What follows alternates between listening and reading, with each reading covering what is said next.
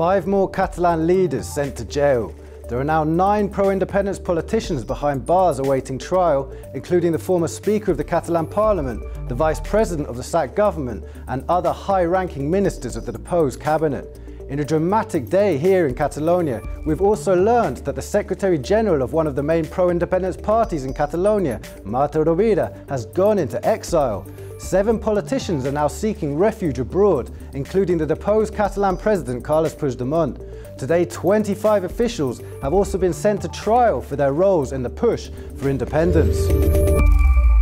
Prison without bail, facing up to 40 years behind bars. 5 leading figures of the Catalan pro-independence movement have been stripped of their freedom once again. 4 of them had already been incarcerated for a month last November before being released on bail. Jordi Turull, Josep Rull and Raúl Romeva have been sent to the Extremera prison in the Madrid region, where they had been imprisoned last autumn. The 2 female politicians jailed, Carme Forcadell and Dolors Bassa, are to stay in Alcalá Meco prison, one of the oldest in Spain, also in the Madrid region. Families of the jailed politicians have often complained of the fact that they have to travel more than 1,000 kilometers to visit them. The judge also reissued the international arrest warrants for the 7 officials abroad, including Carles Puigdemont and Marta Rovira. Today, the judge decided to send these 5 officials to jail and also presented the indictments for the independence case. In total, up to 25 Catalan officials are being investigated for their roles in it. They are to face trial in the Spanish Supreme Court, but they are formally charged with different crimes. 9 members of Carles Puigdemont's cabinet, led by himself and Vice President Oriol Junqueras, have been charged for rebellion and misuse of public funds. Both crimes can carry a sentence of almost 40 years in prison. The current presidential candidate, Jordi Turull, is among the ministers in this group. The former Parliament Speaker will also face trial for rebellion, along with the 2 grassroots pro-independence leaders who've already been in pre-trial prison for 5 months, with appeals for their release denied on numerous occasions. The Esquerra Party leader, Marta Rovira, has also been indicted for rebellion, a crime which implies the instigation of a violent uprising. She announced today that she was going into exile to seek refuge from the Spanish justice system. The rest of Puigdemont's deposed ministers will face allegations of misuse of funds, carrying up to 8 years behind bars. 5 former Bureau MPs and 2 former CUP MPs have been accused of disobedience. All in all, 25 officials will have to face trial, and all of them could also be barred from office for some time, depending on the court's ruling. The events today prompted a lot of reactions in the political sphere in Catalonia and Spain, as well as some protests in the streets.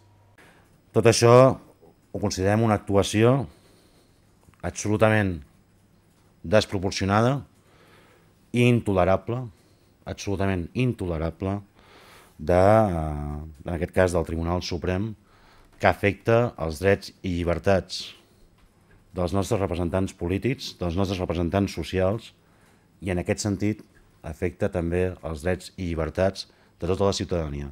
Una crida als ciutadans espanyols, als ciutadans demòcrates. No estem parlant d'independència, sinó que estem parlant de la defensa dels drets i les llibertats. Avui som nosaltres, demà poder sereu vosaltres. Davant d'aquesta situació, una injustícia brutal, un sentiment de tristesa enorme per les persones que avui no poden tornar a casa, que el que vol és fer por, el que vol és reprimir a tot un moviment i el que vol és guanyar en els jutjats el que és incapaç de guanyar a les urnes. El que es criminalitza, i així es diu, és el pensament independentista.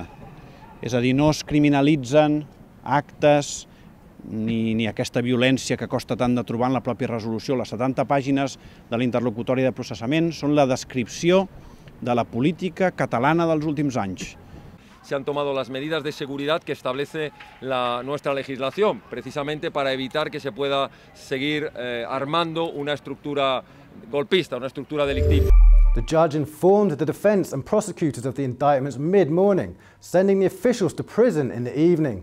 But the action had already started much earlier in what was set to be another intense day.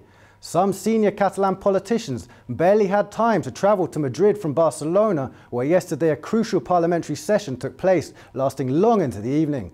After an arduous day in the hemicycle, the summoned leaders had to make the 700-kilometre journey to the Spanish capital in the middle of the night. Yesterday's parliamentary session was not like other debates to pick a new Catalan president. The demeanour of some MPs said it all. There were nerves, tension and uncertainty in Parliament, and even MPs resigning. Today they had to face the Spanish judiciary once again. A Spanish court had to decide on whether to imprison 6 Catalan officials, including members of the sacked Catalan government. But suddenly the news of the day broke. A leader of the Esquerra party had gone abroad. She was one of the officials summoned, but went into exile rather than attend the hearing. The pro-independence parties expressed their respect for her decision. L'arbitrarietat d'aquells que no accepten les idees que són diferents, no accepten el contrast de les idees en democràcia, doncs han fet que Marta Rovira hagi hagut de prendre aquesta decisió. Absolutament respectable. However, Rovira's decision was not welcomed by all. The reaction from the Spanish government was not long in coming. Esto es para huir de sus responsabilidades. Fugarse para huir de sus responsabilidades. Y por tanto, creo que son actitudes que se califican por sí mismas. After Rovira's announcement, the Spanish judiciary ruled that 25 Catalan officials would be sent to trial for their part in the independence bid. After months under investigation, they learned that they will be tried for different offences, including rebellion. Following the court's decision, in a joint statement, the pro-independence camp with the Catalonian Comú party denounced what they consider to be a violation of fundamental rights. Insistim en la defensa dels drets polítics de tots els diputats i diputades escollits democràticament a les darreres eleccions. I denunciem, altre cop, la vulneració de drets civils, fonamentals i polítics que afecta a tota la ciutadania de Catalunya. Yet the Spanish court had still not finished. 5 Catalan officials were waiting for the court decision on their freedom. The prosecutor requested pre-trial prison for them, arguing there was a risk they would try to flee or repeat offend. The judge's final decision came quickly. All 5 of them were sent to jail. The Spanish judiciary's decisions come at a key political moment in Catalonia amid the process to pick a new Catalan president, and with the presidential candidate behind bars.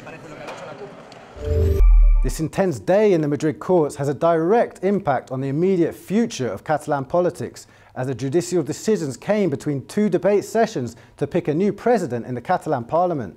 The candidate for the post is Jordi Turull, and the second round of votes around his bid has been called for tomorrow.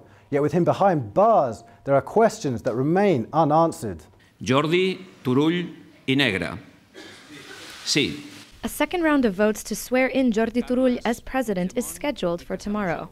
But now, with the candidate sent to jail this evening and prevented from attending, this is no longer certain.